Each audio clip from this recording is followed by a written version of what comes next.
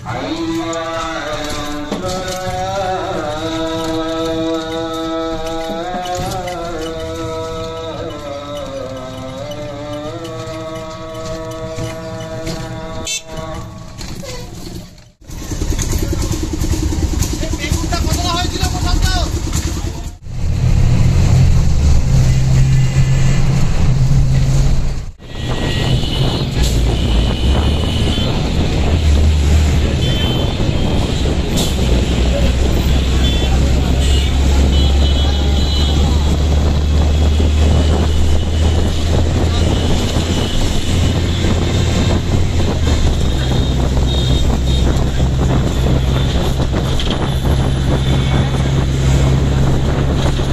few moments later. সকাল সকাল ঘুম থেকে উঠে আমি আর দাদা মিলে বেরিয়ে পড়লাম। আর প্রথমে রিক্সা, তারপরে অটো, আর তারপর বাস ধরে চলে এলাম হাওড়া স্টেশনে। তো হাওড়া স্টেশন পৌঁছালাম ওই 6:05-এর মধ্যেই। তো টার্গেট তো ছিল হুল এক্সপ্রেস ধরা 6:45-এ, কিন্তু অনেক আগে আগেই পৌঁছে গেছিলাম। তাই ওই 6:15-তে যে ব্ল্যাক ডায়মন্ড ট্রেনটা ছিল ওটাই পেয়ে গেলাম।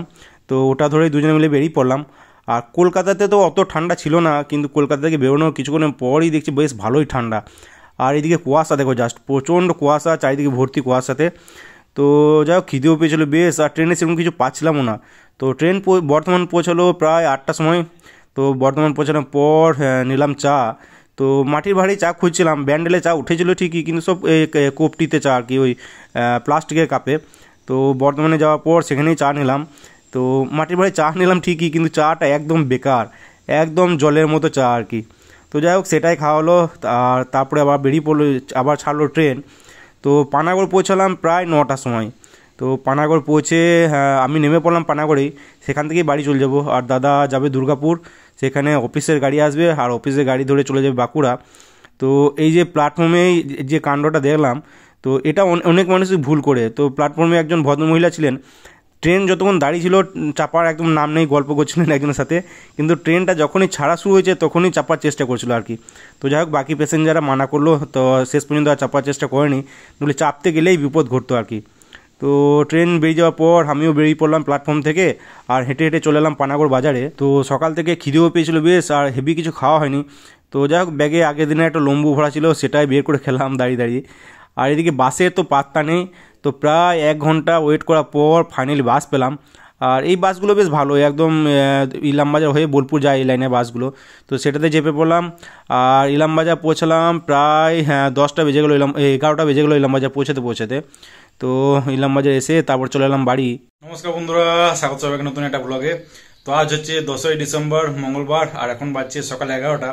তো আজকে ব্লগটা এখান থেকে শুরু করছি। আর কিছুক্ষণ আগেই বাড়ি ঢুকলাম। তো এমনিতে তো পানাগড় অনেক আগে পৌঁছে গেছিলাম, প্রায় 9টার সময় পৌঁছে গেছিলাম, কিন্তু বাসই পাচ্ছিলাম না। বাস ঢুকলো প্রায় 10টার সময়। তো যাই হোক প্রায় 1 ঘন্টা ওয়েট করার পর বাস পেলাম।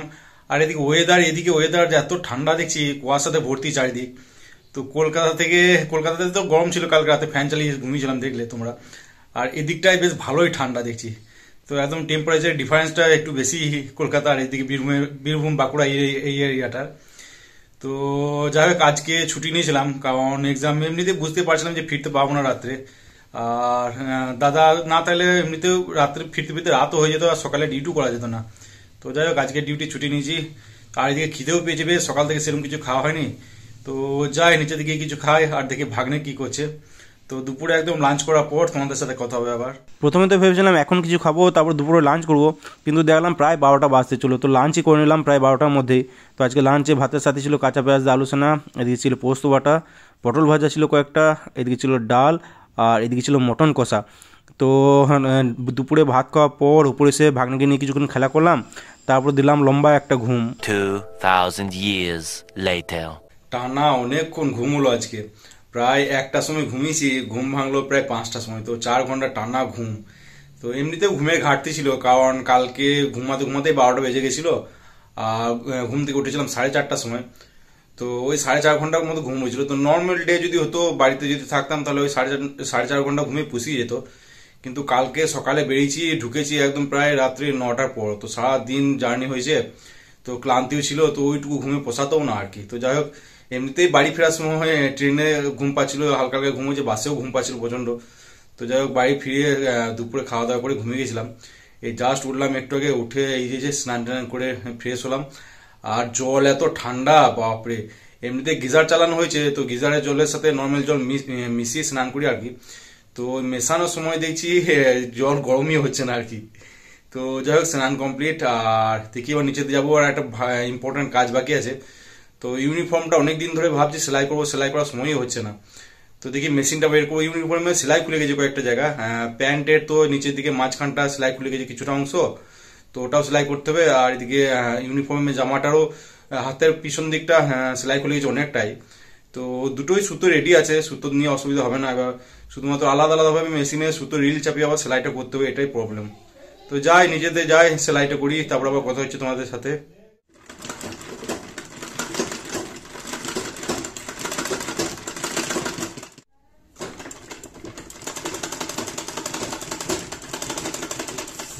রাত্রে ডিনার করতে বসলাম প্রায় 9:30টার সময়। আর আজকে ডিনারে ভাতের সাথে ছিল কাঁচা পেঁয়াজ আলু সোনা ছিল, আর এদিকে ছিল ডাল, মটন কষা পড়েছিল 2 পিস, তো সেই 2 পিসটা নিলাম আর কি। তো যাই হোক, ডিনার করার পর কিছুক্ষণ ভাগ্নিকে নিয়ে খেলা করে তারপরে চলে এলাম উপরে। ডিনার তো হলো, কিন্তু মেন কাজের কাজটাই আজকে হলো না। তো সেলাই করতে বসে প্যান্টটা সেলাই করার সময় সুচটা গেল ভেঙে। তো মোটা জায়গাটার উপর চাপাতে গিয়ে সুচটা ভেঙে গেল, তারপর সুচ পাল্টালাম, কিন্তু তারপর থেকে সেলাই আর ঠিকঠাক হচ্ছে না। প্যান্টটা তো কোনো রকম হলো, মোটা জায়গাটা হাতেই সেলাই করলাম। তো তারপরে জামাটা সেলাই করার সময় কোনো মতে সেলাই হলো না। তো একের পর এক সমস্যা দেখাই দিচ্ছে। প্রথমে তো সুচ ভাঙার পর লাগানো হলো, তো প্রথমে তো সুতো কেটে যাচ্ছিল বারবার। তো সেটা সমাধান হওয়ার পর দেখছি এবার ববিনের সুতোটা ধরছেই না। তো যাই হোক, জামাটা রেখে দিলাম, আরেকটা ইউনিফর্ম আছে সেটাই পরে কালকে ডিউটি করতে হবে।